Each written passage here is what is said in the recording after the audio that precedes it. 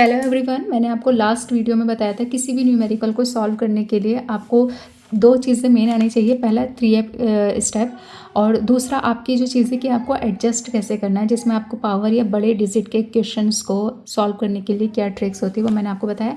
Now it's a time to implement all the tricks. तो जैसे हमारे पास फर्स्ट क्वेश्चन है, calculate the force of gravitation between the earth and the sun given that the mass of the earth.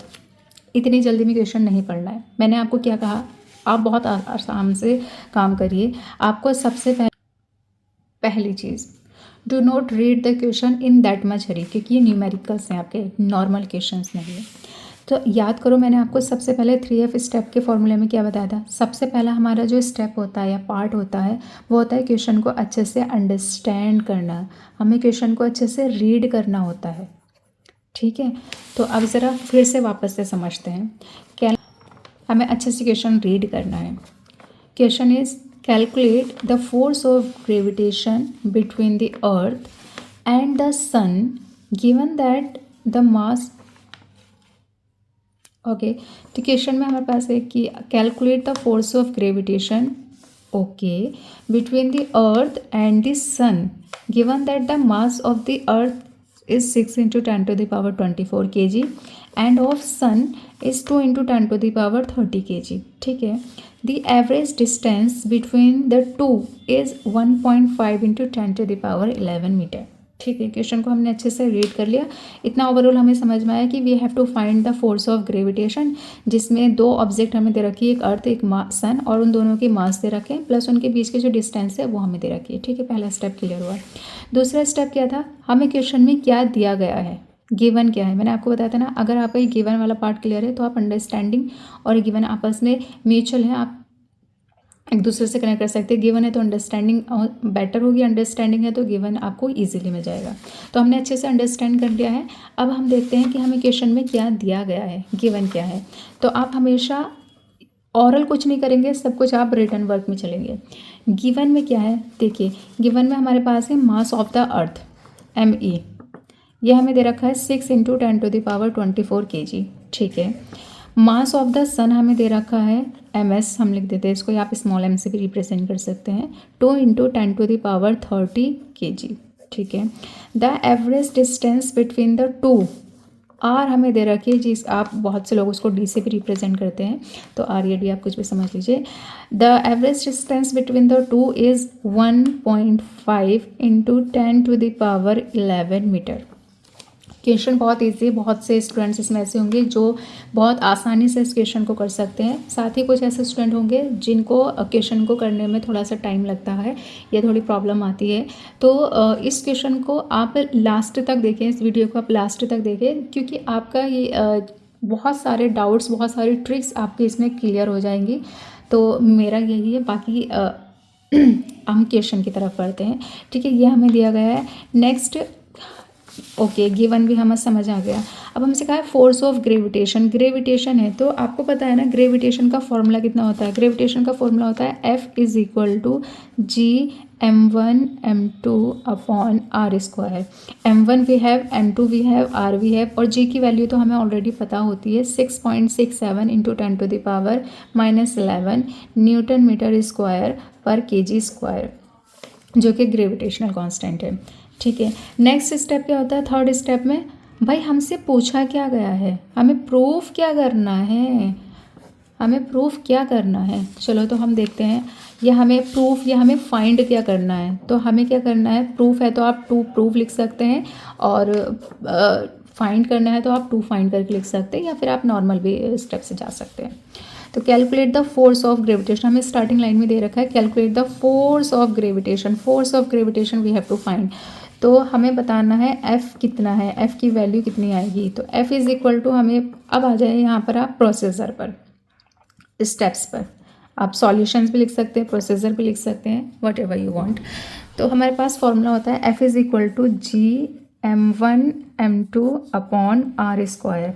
F is equal to G(m1) की value 6 into 10 to the power 24 हम लेकर चलेंगे, G की value 6.67 into 10 to the power -11 newton metre square पर kg square, into M E की value दे रखी है 6 into 10⁻24। आप चाहें तो अभी ये यूनिट्स ना लिखें ताकि कन्फ्यूजन ना हो। 6 into 10⁻24। Mass of sun 2 into 10⁻30 and the distance between them is 1.5 into 10⁻11। It is 11 और -11 मीटर। 1.5 इंटू 10⁻11 का होल स्क्वायर। पहली जो मिस्टेक होती है वो होती है स्क्वायर मिस करना। फॉर्मूले के हिसाब से जो आपको टर्म्स दिए गए हैं उनको एडजस्ट करें, कोई भी स्टेप जल्दबाजी में स्किप ना करें। कई बार ऐसा होता है कि हमें आंसर पता होता है लेकिन हम जल्दबाजी के चक्कर में क्वेश्चन को गलत कर देते हैं। So do not go in Hari, keep it काम। प्रैक्टिस करो, अभी हमारा प्रैक्टिस करने का टाइम है, एग्ज़ाम के लिए बहुत टाइम है। f is equal to 6.67 10 to the power this, ठीक है, हमने सारी वैल्यूज पुट कर दी हैं। अब क्वेश्चन को सॉल्व करने के लिए क्या करोगे आप, इनकी मल्टीप्लाई आपस में करोगे नहीं, इसमें आपको कैलकुलेशन में फर्स्ट स्टेप करना है पावर एडजस्ट। बताया था ना आपको कि आपका बाकी का जितना भी पार्ट रहेगा वो कैलकुलेशन का रहेगा। अब कैलकुलेशन में भी आपको ध्यान रखना है पावर। सबसे पहले आप पावर को पकड़ लीजिए, तो ये कितना हुआ 6.67। बाकी जितने भी टर्म्स हैं उनको एक साथ लिख के चलेंगे। 6.67 into 6 into 2 upon 1.5 into 1.5। 2 times क्यों लिखा है, बिकॉज स्क्वायर है। आई नो कि ये आप सभी को, आई होप कि सबको क्लियर होगा। बाकी हम पावर्स वाले टर्म्स लिखते हैं। 10 to the power -11, 10 to the power 24, 10 to the power 30 upon 10 to the power 11। आप चाहे तो 11 टू 22 भी लिख सकते हैं, या आप चाहे तो 11 करके लिख सकते हैं, जो आपको ठीक लगे। मैं यहाँ पर 10 टू द पावर 11 की मल्टीप्लाई 2 में करेंगे तो 22 हो जाएगा, तो मैंने आपको यहाँ पर 22 लिख दिया। आप इसे कैसे भी लिख सकते हैं। f इज़ इक्वल टू, इस टर्म्स को अभी ना छेड़ें जब तक आपकी प्रैक्टिस परफेक्ट नहीं हो जाती। आप इस टर्म को एज इट इज़ लिखे रहने दीजिए। 1.5 into 10 to the power -10, 10 to the power 22 है। जब पावर्स नीचे प्लस में होती हैं तो ऊपर जा कर के पावर्स माइनस में कन्वर्ट हो जाती है। अगर नीचे माइनस में है और आप उसको ऊपर लेकर के जा रहे हैं तो पावर्स आपकी प्लस हो जाती हैं। ये आपको पता होना चाहिए। कोई बात नहीं, मैं आपको बता रही हूँ। 10 to the power -11 to 10 to the power 24 to 10 to the power 22। अब हम 10 to the power -11 into 10 to the power 24 into 10 to the power 30, इस प्लस वाले को जब हम ऊपर लेकर जाएंगे तो पावर किस में कन्वर्ट हो जाएगी, माइनस में। वीडियो थोड़ी सी लंबी हो सकती है लेकिन आपके डाउट्स क्लियर हो जाएंगे। 10 to the power -11, f is equal to 6.67 into 6 into 2 upon 1.5 into 1.5। 10 to the power -22, 10 to the power 24 और -22 कितना बचेगा, प्लस का 2, तो यह जाएगा हमारे पास में 10 टू द पावर प्लस का 2। 10 टू द पावर 30 और 10 टू द पावर -11, 30 में से आप 11 को माइनस करेंगे, कितना बचेगा 19 इंटू 10 टू द पावर 19 और 2 कितना हो जाएगा 21। वो अभी हम आगे सॉल्व कर लेंगे। तो आप नेक्स्ट वाली लाइन में लिख देंगे 6.67 into 6 into 2 upon 1.5 into 1.5 into 10 to the power 21। अब इस पावर को आपको नहीं छेड़ना है, इसको यहीं रहने दीजिए। f इज़ इक्वल टू, अब आती है एडजस्ट करने का नंबर। एडजस्ट मैंने आपको बताया था, अगर आपका 5 से बड़ा कोई डिजिट है तो आप 1 ऐड करेंगे, अगर 5 से कम आपका डिजिट है तो आप 1 लेस कर देंगे। 6.67 की जगह मैं क्या लिखूँगी 7, क्योंकि 7 जो है यहाँ हमारे पास 5 से बड़ा है, और जब 5 से बड़ा होगा तो हम 6 में 1 ऐड करेंगे तो यह जाएगा 6.7। अब आपने यहाँ पर एडजस्ट करा, यहाँ पर आपने एक नंबर बढ़ाया है। जब आप इंक्रीज़ करेंगे या आप अप्रॉक्सीमेट लेकर के जाएंगे तो आपका साइन भी हैंड टू हैंड चेंज हो जाएगा। ये इक्वल से अप्रॉक्सीमेट साइन में कन्वर्ट हो जाएगा, ताकि एग्जामिनर को भी ये पता चल जाए कि आपने कहाँ से चीज़ को एडजस्ट करना सीखा है, या फिर आपने कहाँ से चीज़ को एडजस्ट करना शुरू किया है।